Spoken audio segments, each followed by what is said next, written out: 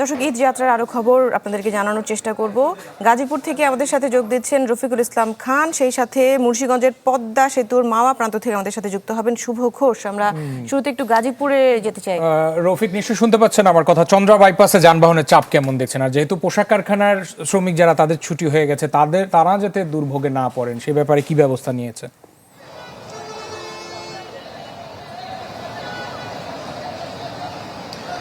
রাশেদ, এই মুহূর্তে কিন্তু চরম ভোগান্তিতে রয়েছে ঈদে ঘরমুখী মানুষ।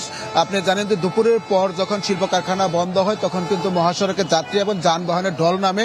একটু পরে অর্থাৎ 4টার পর থেকে কিন্তু চন্দ্র এলাকায় বৃষ্টি হচ্ছে, এখনো বৃষ্টি পড়ছে, ফলে দুই সড়কে কিন্তু যান চলাচল একেবারে ধীরগতি হয়ে গেছে। মাঝে মধ্যে গাড়ি চলে কচ্ছপ গতিতে, ফলে দুই সড়কেই কিন্তু প্রায় 30 কিলোমিটার জুড়ে কিন্তু দীর্ঘ যানজটের সৃষ্টি হয়েছে। সেই যানজট ছাড়ানোর জন্য চেষ্টা করছে আইন শৃঙ্খলা বাহিনীর সদস্যরা। আপনি নিশ্চয়ই দেখতে পাচ্ছেন সারি সারি গাড়ি কিন্তু এই মুহূর্তে মহাসড়কগুলোতে দাঁড়িয়ে রয়েছে। আপনাকে যদি একটু বলি, ঢাকা টাঙ্গাইল মহাসড়কের খারাজোড়া থেকে কোনাবাড়ি পর্যন্ত দীর্ঘ প্রায় 20 কিলোমিটার জুড়ে লম্বা গাড়ির লাইন রয়েছে। অন্যদিকে চন্দ্রা নবীনগর যে সড়ক রয়েছে সেই সড়কে কিন্তু চন্দ্রা থেকে প্রায় নবীনগর পর্যন্ত 15 কিলোমিটার দীর্ঘ লাইন হয়ে গেছে গাড়ির।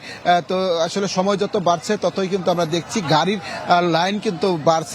তো বৃষ্টির কারণে কিন্তু প্রশাসনের লোকজন আসলে যানজট নিরসনে যে 6 শতাধিক আইন শৃঙ্খলা বাহিনীর সদস্য নিয়োজিত রয়েছে তারা কিন্তু কাজ করতে পারেনি, ফলে এলোমেলোভাবে গাড়ি চলাচল করছে।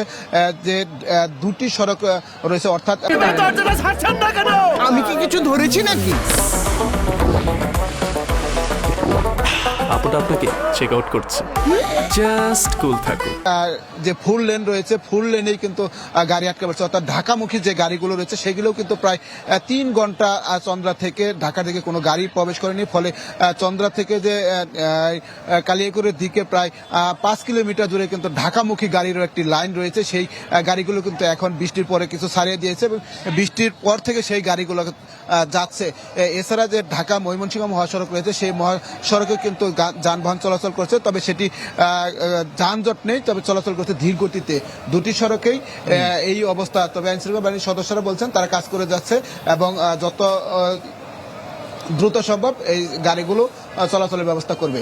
এই ছিল এখান থেকে সর্বশেষ খবর। আচ্ছা রফিক, আমাদের সাথে থাকুন। গাজীপুর থেকে রফিক আমাদের সাথে শুভ ঘোষ রয়েছেন মাওয়া প্রান্তে। শুভ, গাড়ির চাপ কেমন দেখছেন পদ্মা সেতুতে? আমরা দেখতেই পাচ্ছি আপনার পেছনে বেশ বড়ই যানজট মনে হচ্ছে।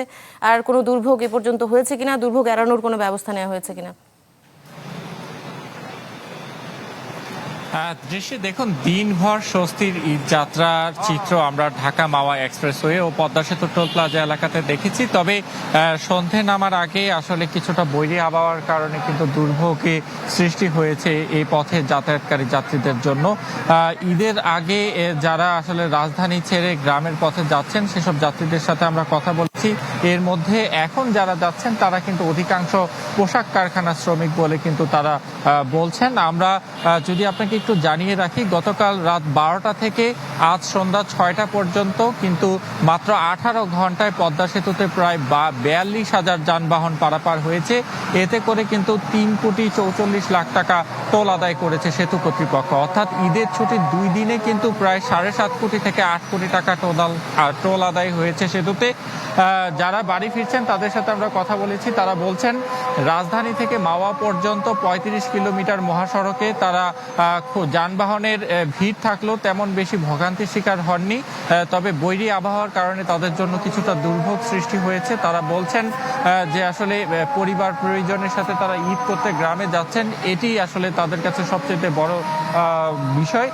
কি এখন সবচেয়ে বড় দুর্ভোগ এবং স্বস্তির যাত্রার যে তথ্যচিত্র সারাদিন দেখেছি, এর মধ্যেও আশাব্যঞ্জক খবর হচ্ছে এখন পর্যন্ত সড়ক দুর্ঘটনার কোনো খবর নেই।